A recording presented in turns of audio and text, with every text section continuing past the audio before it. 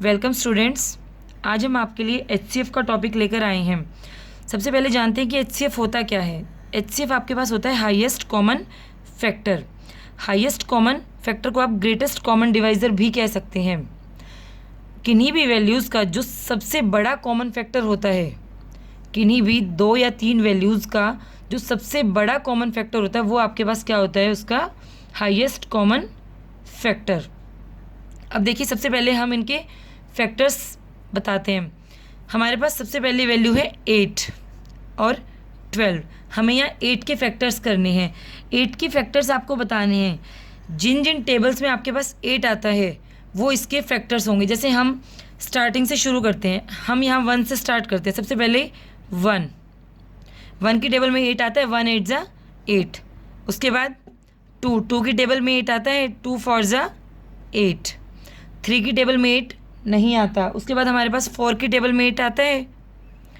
उसके बाद 5 की टेबल में नहीं आता, 6 में नहीं आता। उसके बाद 8 की टेबल में हमारे पास 8 आता है, 8 1 ज़ा 8। इसके बाद हमारे पास 8 नहीं आता।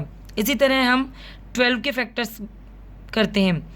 12 के जो फैक्टर्स होंगे वो क्या होंगे आपके पास, इसी तरह से 1 की टेबल में 12 आता है, फिर 2 6 ज़ा 12, 3 4 ज़ा 12, 4 3 ज़ा 12, 6 2 ज़ा 12, 12 1 ज़ा 12। ये आपके पास इसके फैक्टर्स होंगे। अब हमें इनमें से सबसे पहले जो कॉमन फैक्टर्स हैं वो लिखने हैं। स्टूडेंट्स, हमें ये ध्यान रखना है, HCF में आपको केवल कॉमन फैक्टर्स लेने हैं। आपके पास क्या कॉमन फैक्टर्स हैं?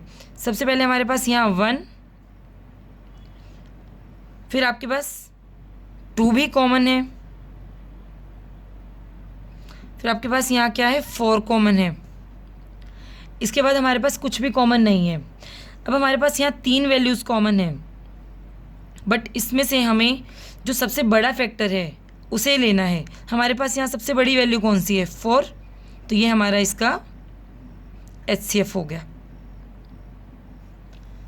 आइए स्टूडेंट्स, एक सम और सॉल्व करते हैं। देखिए, हमें यहाँ 6 के फैक्टर बताने हैं। हम 1 से शुरू करते हैं। 1 6 ज़ा 6, 2 3 ज़ा 6, 3 2 ज़ा 6, 6 1 ज़ा 6। इसी तरह हम यहाँ 8 के फैक्टर्स करते हैं। 1 8 ज़ा 8, 2 4 ज़ा 8, 4 2 ज़ा 8, 8 1 ज़ा 8। अब हम यहाँ 20 के फैक्टर्स करते हैं।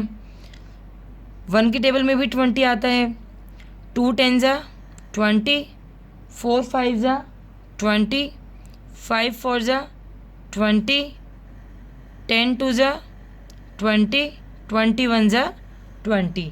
ये हमारे पास इनके फैक्टर्स हो गए। अब हम यहाँ इनमें से जो कॉमन है वो निकालते हैं। हमारे पास यहाँ इनका HCF क्या हो जाएगा, जो इसकी कॉमन वैल्यूज़ हैं हम वो निकालते हैं। सबसे पहले हमारे पास कॉमन क्या है, 1 1। फिर आपके पास 2 भी कॉमन आ रहा है, 2। अब देखिए आपके पास और क्या कॉमन आ रहा है इसमें से, और हमारे पास यहाँ कुछ भी कॉमन नहीं आ रहा है। 1 और 2 में से आपके पास बड़ा क्या है, 2।